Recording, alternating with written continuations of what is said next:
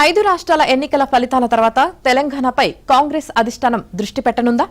మంత్రివర్గ పునర్వ్యవస్థీకరణతో పాటు మంత్రుల శాఖల్లోనూ భారీగా మార్పులు చోటు చేసుకోనున్నాయా? కొత్త వారికి చోటు దక్కే అవకాశముందా?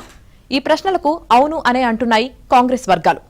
పనితీరు బాగాలేని ఒకరిద్దరు మంత్రులను తప్పించేందుకు అవకాశమున్నట్లు ప్రచారం జరుగుతోంది. అదే జరిగితే ఆ స్థానంలో కొత్త వారికి అవకాశం దక్కుతుంది. ప్రస్తుత మంత్రివర్గంలో ఒక బెర్త్ ఖాళీగా ఉండగా రెడ్డి, ఎస్టీ, బంజారా సామాజిక వర్గాల నుంచి దీనికి గట్టి పోటీ నెలకొని ఉంది.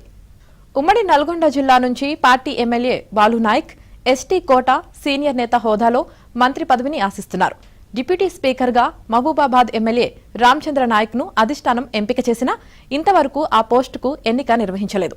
మంత్రివర్గ విస్తరణలో అదృష్టాన్ని పరీక్షించుకుందామన్న ఆలోచనతోనే ఆయన తన ఎన్నికను వాయిదా వేయించుకున్నట్లు చెబుతున్నారు.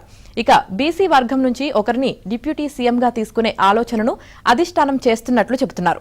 టీపీసీసీ చీఫ్ మహేష్ కుమార్ గౌడ్ ను బీసీ కోటాలో డిప్యూటీ సీఎంగా తీసుకునే ప్రతిపాదన ఉన్నట్లుగా జోరుగా ప్రచారం నడుస్తోంది. అదే జరిగితే మంత్రి పొన్నం ప్రభాకర్ ను పార్టీలోకి తీసుకుని టీపీసీసీ చీఫ్ బాధ్యతలు అప్పగించే ప్రతిపాదన ఉన్నట్లు చెబుతున్నారు. అలాగే స్పీకర్ ప్రసాద్ కుమార్ ను మంత్రివర్గంలోకి తీసుకుంటారన్న చర్చ ఉంది.